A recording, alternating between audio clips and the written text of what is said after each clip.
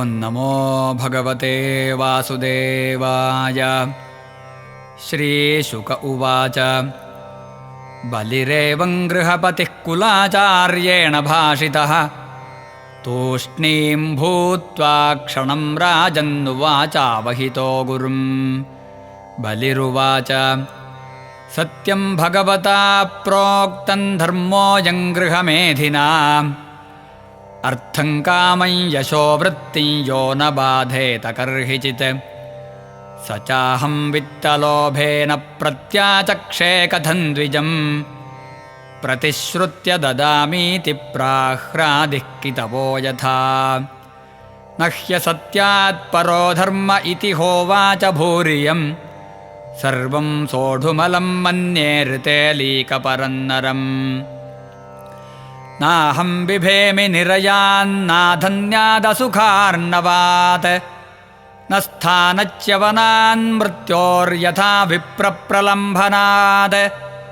यद्यद्धास्यति लोकेऽस्मिन् सम्परेतं धनादिकं तस्य त्यागे निमित्तं किं विप्रस्तुष्येन्न तेन चेत् श्रेयः कुर्वन्ति भूतानां साधवो दुस्त्यजासुभिः दध्यंसि विप्रभृतयः को विकल्पो धरादिषु यैरियं बुभुजे ब्रह्मन् दैत्येन्द्रैरनिवर्तिभिः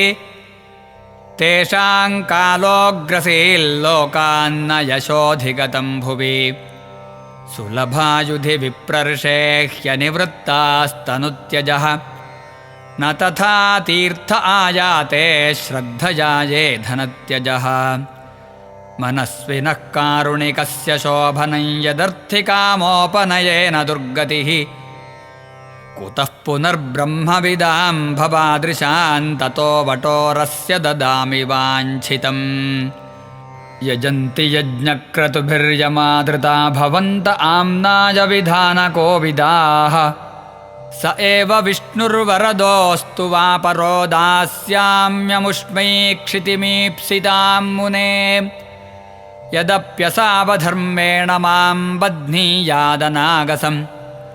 तथाप्येनन्न हिंसिष्ये भीतं ब्रह्मतनुं रिपुम् एष वा उत्तमश्लोको न जिहासति यद्यशः हत्वा मैनां हरेद्युद्धे शयीत निहतो मया। श्रीशुक उवाच एवमश्रद्धितं शिष्यमनादेशकरं गुरुः शशापदैव प्रहितः सत्यसन्धं मनस्विनं दृढं पण्डितमान्यज्ञस्तब्धोऽस्य स्मदुपेक्षया मच्छासनातिगोजस्त्वमचिराद्भ्रश्यसे श्रियः एवं शप्तस्वगुरुणा सत्यान्न चलितो महान् वामनाय ददावेनामर्चित्वोदकपूर्वकम् विन्ध्यावलिस्तदागत्य पत्नीजालकमालिनी आनिन्ये कलशं हैममवने जन्यपाम्भृतम् यजमानस्वयं तस्य श्रीमत्पादयुगं मुदा अवनिज्यावहन्मूर्ध्नि तदपो विश्वपावनीः तदा सुरेन्द्रं दिवि देवतागणा गन्धर्वविद्याधरसिद्धचारणाः तत्कर्म सर्वेऽपि गृह्णन्त आर्जवं प्रसूनवर्षैर्बभृशुर्मुदान्विताः नेदुर्मुहुर्दुन्दुभयः सहस्रशो गन्धर्व किं पूरुष किन्नराजगुः मनस्विनानेन कृतं सुदुष्करं विद्वानदाद्यद्रिपवे जगत्त्रयम् तद्वामनं रूपमवर्धताद्भुतं हरेरनन्तस्य गुणत्रयात्मकम् भूः खन्दिशोऽद्यौर्विवराः पयोधयस्तिर्यङ्घ्रिदेवाऋषयो यदा सता काये बलिस्तस्य महाविभूतेः सहर्त्विगाचार्यसदस्य एतत् ददर्श विश्वं त्रिगुणं गुणात्मके भूतेन्द्रियार्थाशयजीवयुक्तम् रसामचष्टाङ्घ्रितलेथपादयोर्महीं महीध्रान् पुरुषस्य जङ्घयोः ಪತತ್ರಿಣೋ ಜಾನುನಿ ವಿಶ್ವಮೂರ್ತೆರೂರ್ವೋರ್ಗಣಂ ಮಾರುತಮಿಂದ್ರಸೇನಃ ಸಂಧ್ಯಾಂ ವಿಭೋರ್ವಾಸಸಿ ಗುಹ್ಯ ಐಕ್ಷತ್ ಪ್ರಜಾಪತೀಂಜಘನೆ ಆತ್ಮಮುಖ್ಯಾನ್ ನಾಭ್ಯಾನ್ನಭಃ ಕುಕ್ಷಿಷು ಸಪ್ತ ಸಿಂಧೋನುರುಕ್ರಮಸ್ಯೋರಸಿ ಚರ್ಕ್ಷಮಾಲಾ ಹೃದ್ಯಂಗಧರ್ಮಂ ಸ್ತನಯೋರ್ಮುರಾರೇರಋತಂಚ ಸತ್ಯಂಚ ಮನಸ್ಯಥೇಂದುಂ ಶ್ರಿಯಂಚ ವಕ್ಷಸ್ಯರವಿಂದಹಸ್ತಾಂ ಕಂಠೇ ಚ ಸಾಮಾನಿ ಸಮಸ್ತರೇಫಾನ್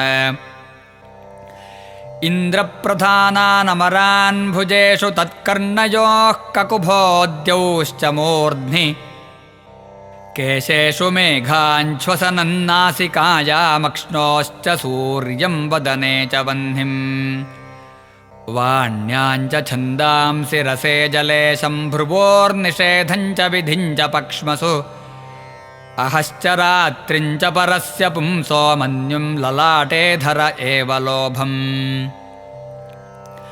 ಸ್ಪರ್ಶೇ ಚ ಕಾಮಂ ನೃಪರೇತಸೋಂಭ ಪೃಷ್ಠೇ ತ್ವಧರ್ಮಂ ಕ್ರಮಣೇಷು ಯಜ್ಞಂ ಛಾಯಾಸು ಮೃತ್ಯುಂ ಹಸಿತೆ ಚ ಮಾಯಾಂ ತನೂರುಹೇಷ್ವೋಷಧಿಜಾತಯಶ್ಚ ನದೀಶ್ಚ ನಾಡೀಷು ಶಿಲಾನಖೇಷು ಬುದ್ಧಾವಜನ್ ದೇವಗಣಾನ್ ಋಷೀಂಶ್ಚ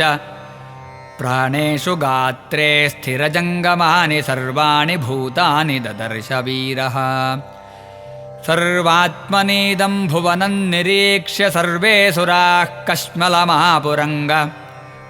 ಸುದರ್ಶನಂ ಚಕ್ರಮಸಹ್ಯ ತೇಜೋಧನುಶ್ಚ ಶಾರ್ಂಗಂ ಸ್ತನಯಿತ್ನುಘೋಷಂ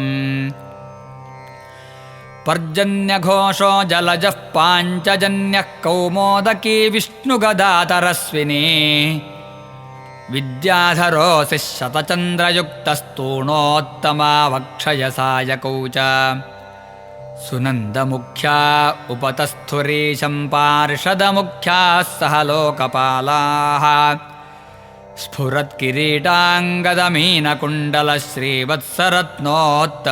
ಸ್ಫುರತ್ಕಿರೀಟಾಂಗದಮೀನಕುಂಡಲಶ್ರೀವತ್ಸರತ್ನೋತ್ತಮಮೇಖಲಾಂಬರೈः